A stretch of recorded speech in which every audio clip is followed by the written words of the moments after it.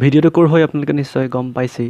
আজি প্ৰায় দুসপ্তাহ জুৰি অৰ্থাৎ যোৱা ২৭ মে'ৰ পৰা তিনিচুকীয়া জিলাৰ দুলীয়াজান অন্তৰ্গত বাঘজান গাঁৱত প্ৰাকৃতিক গেছ অহৰহ নিৰ্গত হৈ আছে। আনহাতে যোৱাকালিৰ অগ্নিকাণ্ড যদি আমি ঘটনাটো বিশ্লেষণ কৰোঁ তেনেহ'লে তাৰ কাৰণটো এই অহৰহ নিৰ্গত হৈ থকা গেছেই।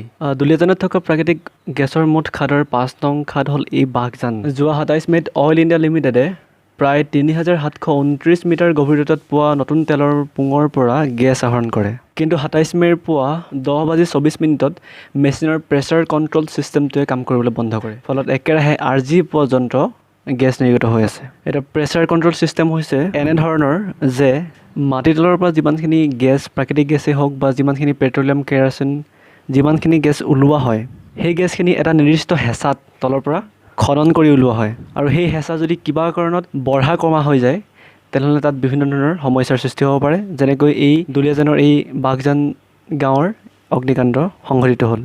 যোৱা ২৭ মে'ত খনন কৰা গেছ ইমানেই নিৰ্গত হৈছিল যে তেওঁলোকৰ প্ৰেছাৰ কণ্ট্ৰল ছিষ্টেমটো কাম কৰিবলৈ বন্ধ কৰে। ২৭ মে'ৰ ঘটনাটোৰ পাছত অইল গুজৰাটৰ পৰা মানুহ আহিছিল কিন্তু সমাধান দিব নোৱাৰিলে। পাছত US-ৰ ৩জন এক্সপাৰ্টছ আহে আৰু তেওঁলোকে কৈছিল যে গেছ ওলোৱাটো বন্ধ হ'ব, কিন্তু নহ'ল। শেষত যোৱাটো সোমবাৰে ছিংগাপুৰৰ পৰা ৩জনী এটা গ্ৰুপ আৰু তেওঁলোকে অইল আৰু ONGCৰ সৈতে উপায় বিচাৰিহে আছিল, কিন্তু এনেতে এই অগ্নিকাণ্ড সংঘটিত হয়। যোৱাকালি আবেলি প্ৰায় ১:৪০ যেতিয়া জুই জ্বলি উঠিছিল, ছিংগাপুৰৰ ৩জনীয়া দলটোৱে দুলীয়াজান অইল অফিচত মিটিং কৰি আছিল আৰু এজন অগ্নি নিৰ্বাপক বাহিনীৰ লোক অলপ আঘাতপ্ৰাপ্ত হয় যেতিয়া তেওঁলোকে এই জুইক নিয়ন্ত্ৰণ কৰিবলৈ যায়। তিনিচুকীয়াৰ এই খাদবোৰৰ ১.৫ কিলোমিটাৰৰ ভিতৰত ৬খন গাঁও আছে য'ত বাঘজানো অন্তৰ্ভুক্ত। তাৰ পাছতে ৰঙাগড়া আৰু বাৰেকুৰি ইয়াৰ কাষতেই সংলগ্ন আন ২খন গাঁও। বাঘজানত মুঠ জনসংখ্যা প্ৰায় ২০০০ জন আছে। আনহাতে ইয়াৰ পৰা প্ৰায় ২ কিলোমিটাৰ দূৰত্বত আছে ডিব্ৰু-চৈখোৱা ৰাষ্ট্ৰীয় উদ্যান।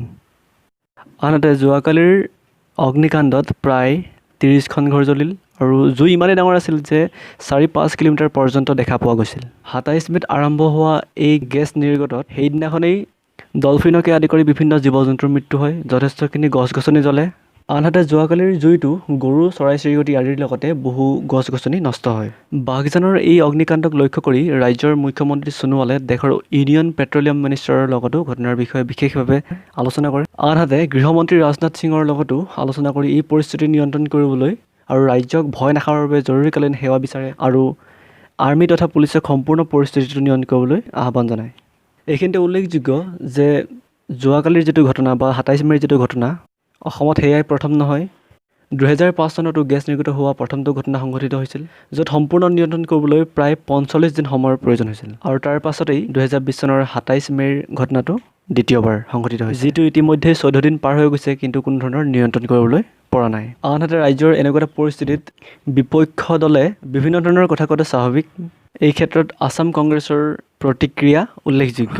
চাওক, এনেকুৱা এটা পৰিস্থিতি তাক সমালোচনা কৰাটো আমাৰ কোনো যুক্তি নহয়, কিন্তু সেই সমগ্ৰ পৰিৱেশটোক কেনেকৈ সমাধান কৰিব পাৰি বা সমগ্ৰ পৰিস্থিতিটো কেনেকৈ নিয়ন্ত্ৰণ কৰিব পাৰি তাক লৈহে চিন্তা কৰিব লাগে।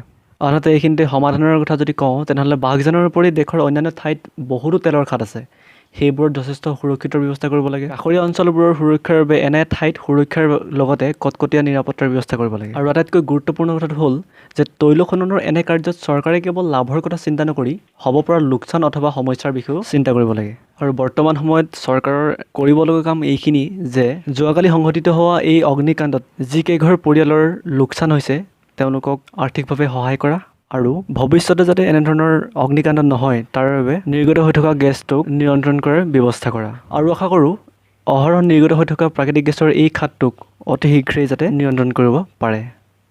গতিকে ভিডিঅ'টো আজিলৈ ইমানেই। নমস্কাৰ।